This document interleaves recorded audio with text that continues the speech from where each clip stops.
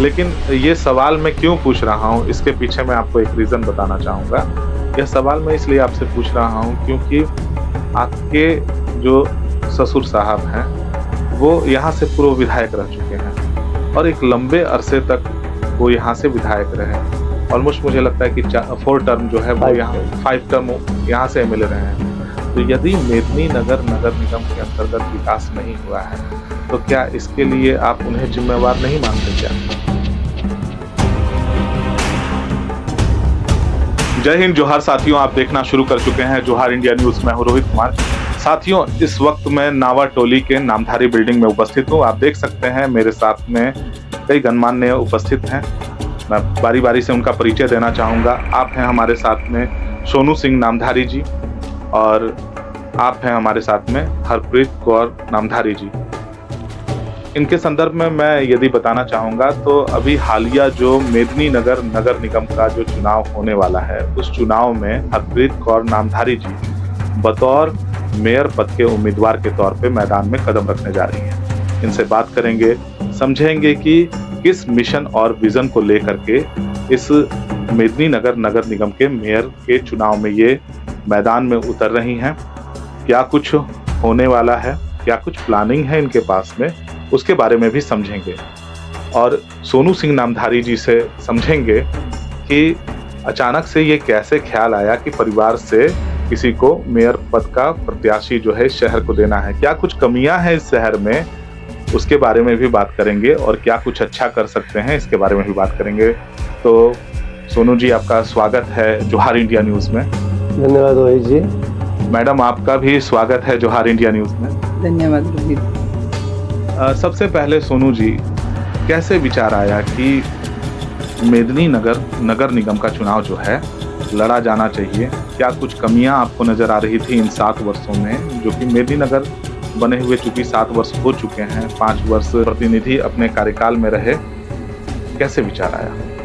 रोहित जी, ऐसा है कि 7 वर्ष तो मेदिनीनगर बने हो ही गया है और 5 साल से अपने जनप्रतिनिधि थे और 2 साल से भी प्रशासन देख रहा है जी। देखिए, काम तो जितना भी किया जाए थोड़ा, ये भी एक सच्चाई है। बिल्कुल। पर जरूरत बहुत ज्यादा है शहर को। मेन बुनियादी चीजों का ही बहुत ज्यादा अभी अभाव चल रहा है, जिसमें सबसे प्रमुख देखिए अभी हम लोग झेल रहे हैं जाम को लेके, पानी को लेके। अगर सही में बोला जाए 2025 में अगर बारिश अच्छी नहीं होती तो अभी आप मोहल्लों में टैंकरों से पानी दे रहे होते। बिल्कुल। तो मेरे को लग रहा है कि हमारे जो गार्जियन है इंदर सिंह नामधारी, 2014 के बाद से मुझे पता नहीं, ऐसा लग रहा है कि शहर रुक सा गया है जी। उसके बाद शहर को ना कोई गति मिल पाई, ना कोई ढंग से हम लोग कोई भी विकास कार्य कर पाए। ये मेरी अपनी एक फीलिंग है। तो जनता इसको जिस रूप में देखे और जिस रूप में ले, ना रोडों का ढंग से निर्माण, ना नालियों का निर्माण, ना अगर पार्टिकुलर कुछ इलाकों में हम लोग अगर सुंदरीकरण करें तो उसको विकास मैं नहीं बोल पाता। जी बिल्कुल, वो विकास नहीं है। चलिए, नामधारी जी का यदि जिक्र आ ही गया है तो मैं बताना चाहूंगा साथियों कि हमारे पूर्व विधायक, पूर्व मंत्री, पूर्व विधानसभा अध्यक्ष और पूर्व लोकसभा स्पीकर के तौर पर हमारे माननीय इंदर सिंह नामधारी जी, जिन्होंने झारखंड की शोभा बढ़ाई और इस डाल्टनगंज विधानसभा क्षेत्र से पूर्व विधायक, चतरा लोकसभा से पूर्व सांसद रह चुके हैं, उनके परिवार से हरप्रीत कौर नामधारी जी ताल्लुकात रखती हैं। तो किस तरह का रिलेशन है, ये हमें बताइए। देखिए, इंदर सिंह नामधारी जी हमारे चाचा जी हैं। 1964 में मेरे father in law Mahendra Singh Namdhari से प्रेरित होकर ही वो राजनीति में आए हैं। उन्हीं की प्रेरणा से राजनीति का कार्य शुरू हुआ है, तभी से उन्होंने राजनीति में काम किया है। तो एक तरह से आप उनकी बहू हुई। हाँ जी, मैं उनकी बहू। चलिए, यह बात तो साफ तौर पर जाहिर हो गई कि कहीं ना कहीं राजनीतिक पृष्ठभूमि आप सभी की रही है और उनसे प्रेरित होकर के इस मेदिनीनगर नगर निगम में आप लोग चुनाव मैदान में आए हैं। मुझे ये बताइए हरप्रीत जी कि इंडियन रोटी बैंक के नाम से जो है एक संस्था आप लोग चलाते हैं, कोर कमेटी की आप मेंबर भी हैं, आप दिल्ली भी देखा करती हैं, झारखंड भी देखा करती हैं, इतनी बड़ी जिम्मेवारियों को निभा रही हैं, तो किस किस तबके के लोगों से आप अभी तक मिली, आपको क्या कुछ ऐसी असुविधाएं लोगों के बीच में देखने के लिए मिली, जिसकी आवाज को लेकर के आप नगर निगम मैदान में जमीनी स्तर पर काम करेंगी? देखिए, रोटरी क्लब के द्वारा मेरे नीचे 10 महिलाएं हैं, जिसमें हम खूब सारी रोटियां बना के गरीब लोगों में रोटियां बांटती हूँ। और यहाँ पे बहुत सारी समस्याएं हैं जिनको सुलझाने के लिए मैं राजनीति के चुनाव में उतरी हूँ। जैसे यहाँ पे रोड की, पानी की, मुख्य व्यवसायों की सुरक्षा की, जाम, पार्किंग, ये सब मेन प्रॉब्लम्स हैं। मैं चाहती हूँ कि इन सब चीजों का विकास। व्यवसायिकों के सुरक्षा की इन्होंने बात कही। क्या आपको लगता है, चूंकि आप एक सफल व्यवसायी हैं, क्या आपको लगता है कि जितने भी यहाँ के बिजनेसमैन हैं उनके साथ में सुरक्षा का कोई मामला है? वो अपने आप को असुरक्षित महसूस करते हैं? क्या कुछ इस तरह की बातें हैं? रोहित जी, देखिए, व्यापारी तो सभी अभी तक असुरक्षित तो हमेशा ही महसूस करता है जी। ये सच बात है जी। अभी आप पीछे हाल की कुछ घटनाओं को देखेंगे भी, बिल्कुल। शहर में 2-3 आदमियों के यहाँ रंगदारी की भी बातें हुई है जी।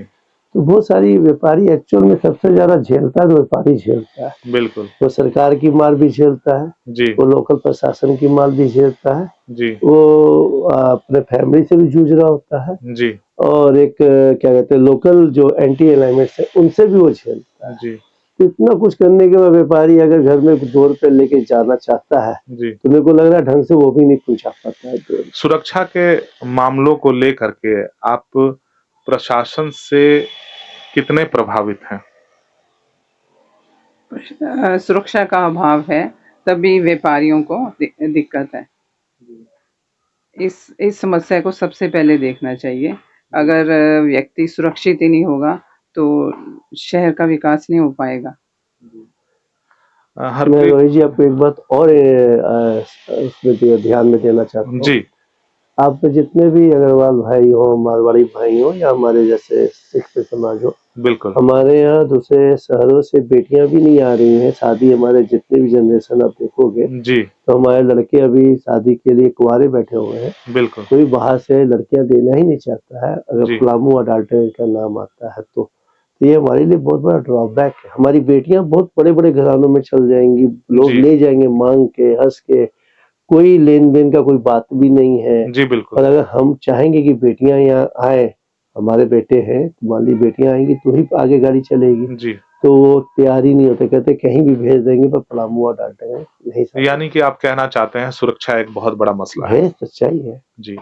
आगे इस कड़ी को बढ़ाते हैं और जानते हैं कि आपने जब मेदिनीनगर नगर निगम में चुनाव लड़ने की सोची तो वो कौन-कौन से लोग थे जिन्होंने आपको कहा कि नहीं आप आइए मैडम इस चुनाव मैदान में, और आपको आश्वस्त किया गया कि आप जीत रहे हैं, और आपको कैसे लगता है कि मैं इस चुनाव को निकाल पाऊंगी? इसका जवाब मुझे लगता है मैं दूंगा तो ज्यादा अच्छा रहेगा क्योंकि एक्चुअल में ये हाउसवाइफ है, सेमी बिजनेसमैन है। जी बिल्कुल। एक्चुअल क्या है कि हमारे नियर एंड डियर ही हमें पुशअप कर रहे थे चुनाव लड़ने के लिए। उस समय जनरल सीट थी, लेडीज रिजर्व हुई नहीं थी। जी बिल्कुल। और हमारा मन नहीं था क्योंकि मैं बिजनेस से बहुत ज्यादा रुमा हुआ हूँ जी, और मुझे आनंद आता है बिजनेस करने में। बिल्कुल। मुझे अभी भी व्यापार बहुत पसंद है। लेकिन ये सवाल मैं क्यों पूछ रहा हूँ, इसके पीछे मैं आपको एक रीजन बताना चाहूंगा। यह सवाल मैं इसलिए आपसे पूछ रहा हूँ क्योंकि आपके जो ससुर साहब हैं वो यहाँ से पूर्व विधायक रह चुके हैं और एक लंबे अरसे तक वो यहाँ से विधायक रहे। ऑलमोस्ट मुझे लगता है कि 4 टर्म जो है वो यहाँ 5 टर्म यहाँ से एमएलए रहे हैं। तो यदि मेदिनीनगर नगर निगम के अंतर्गत विकास नहीं हुआ है तो क्या इसके लिए आप उन्हें जिम्मेवार नहीं मानते क्या? देखिए, उस समय की परिस्थिति और आज की परिस्थिति में जमीन आसमान का अंतर है। उस समय जो फंड आते थे उस हिसाब से ही कार्य होते थे और इवेंट बेड हम लोग कुछ घर से भी लगवा के और कुछ डोनेट लेके भी जितना बना उन्होंने किया क्योंकि वो मेरे आंखों से देखा हुआ। और आज जो फंड आते हैं तो सारा काम फंड से सही होना है, फंड से ही होना है जी, बोलने से या देखने से। यानी कि बहुत ज्यादा बैकफुट पे हमारा जो है शहर था और उसको धीरे धीरे उसको विकास की गति दी गई और बीच में चूंकि आप लोग मेन स्ट्रीम पॉलिटिक्स में नहीं है, इसलिए विकास नहीं कर पाए। जी, तो सोनू जी, हम हरप्रीत जी से जानना चाहेंगे कि मैडम वो कौन-कौन से मुद्दे रहेंगे जब आप जनता के बीच में जाएँगे और उनसे जब आप वोट की अपील करेंगे कि आप मुझे वोट दीजिए, तो आपके लिए वो कौन-कौन से एम्स एंड ऑब्जेक्ट्स रहेंगे जिस पर आप काम करने वाली हैं? देखिए, सबसे पहले तो यहाँ पानी की बहुत बड़ी समस्या है। ठीक है। उसके लिए काम करेंगे। हम मोहल्लों में जाते हैं तो वहाँ पे पानी कई जगह आता ही नहीं है। जी, जहाँ यहाँ के मोहल्ले हैं जैसे हमीदगंज वहाँ और सुदना, वहाँ पे ये बहुत बड़ी प्रॉब्लम है। जी। वहाँ फ़िल्टर ही नहीं लगा हुआ।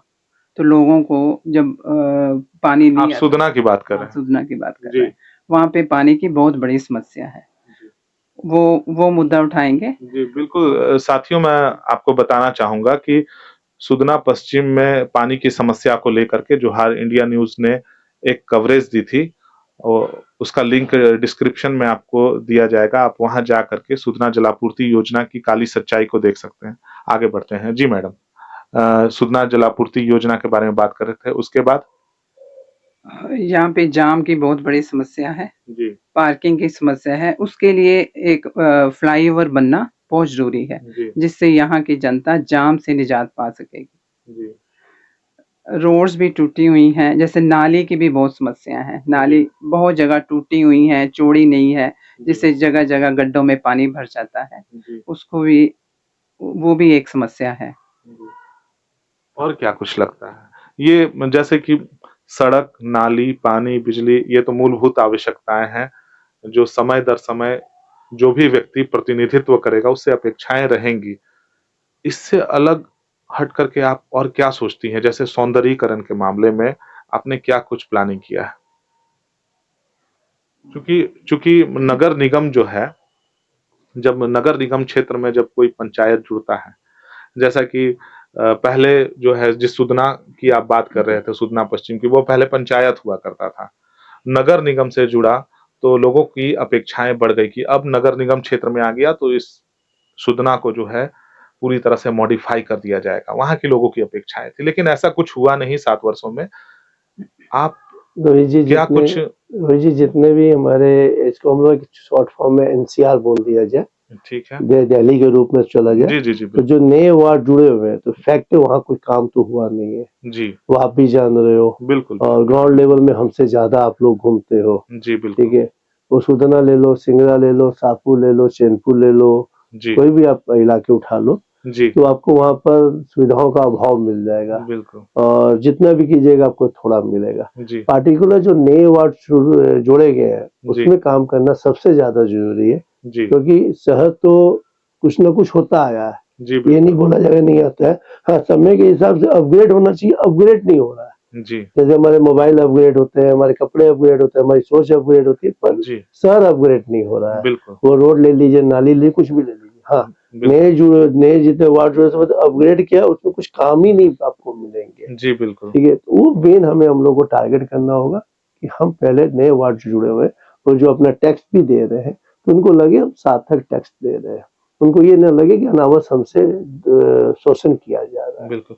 अच्छा, मैं टैक्स पे आना चाह रहा था कि जो होल्डिंग टैक्स लिया जाता है और जो पानी का जो बिल लोग भर रहे हैं, सुदना पश्चिम जो आता है वार्ड नंबर 2 के अंतर्गत आता है। वहाँ पे लोगों की शिकायतें थी कि हमें पानी तो जो है बरसात के दिनों में 4 महीने तक नहीं मिला और उसके बाद जब पानी मिल भी रहा है, तो फ़िल्टर्ड वाटर नहीं मिल रहा है। इस पर आप क्या कहना चाहेंगी? चूँकि आप मेयर पद की दावेदार हैं, तो आपको सभी एंगल से आपको देखना पड़ेगा। उस पर आप क्या कहना चाहेंगी? जल बिन जीवन नहीं। देखिए, पानी बहुत ज़रूरी यहाँ की बहुत बड़ी समस्या है। यहाँ पे एक तो फ़िल्टर नहीं लगे हुए, तो फ़िल्टर लगाना बहुत ज़रूरी है, जिससे लोगों को साफ़ पानी मिले।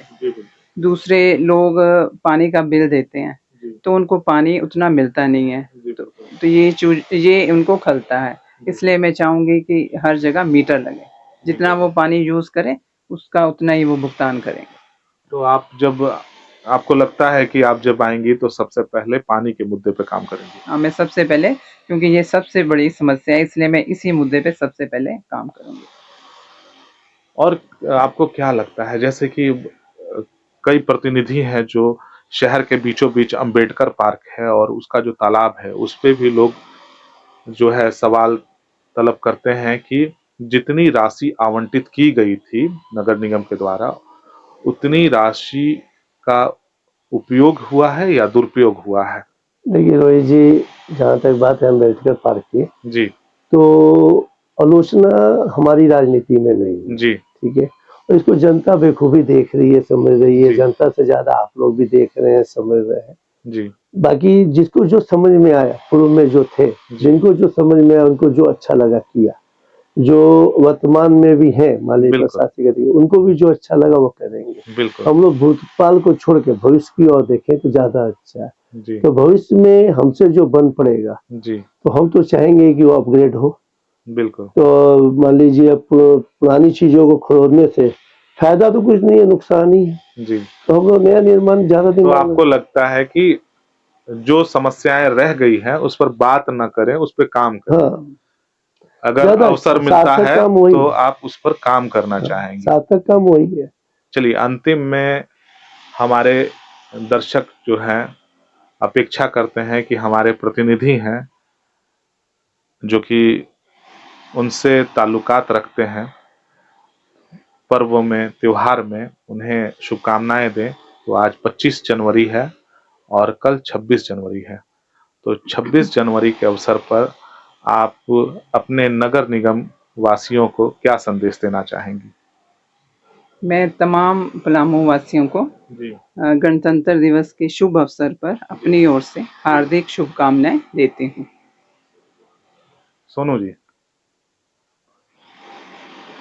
सोनू जी आप भी जो है हमारे चैनल के माध्यम से लोगों को शुभकामना संदेश दे दें। मैं सभी मेदिनीनगर वासियों, पलामू वासी, झारखंड वासियों और देशवासियों, खासकर देश सबसे ऊपर है, को मैं गणतंत्र दिवस की अपना 26 जनवरी को हम लोग जो हर साल मनाते हैं, संविधान का मेन त्योहार है, बहुत बहुत बधाई देता हूँ। इस संविधान ने ही हमें हक दिया है जो हम और आप बोल रहे हैं। बिल्कुल बिल्कुल। ठीक है, बहुत बहुत बधाई। तो साथियों, देश इस बार 77वां गणतंत्र दिवस मनाएगा और जोहार इंडिया न्यूज की ओर से भी आप सभी देशवासियों को ढेर सारी शुभकामनाएं हैं।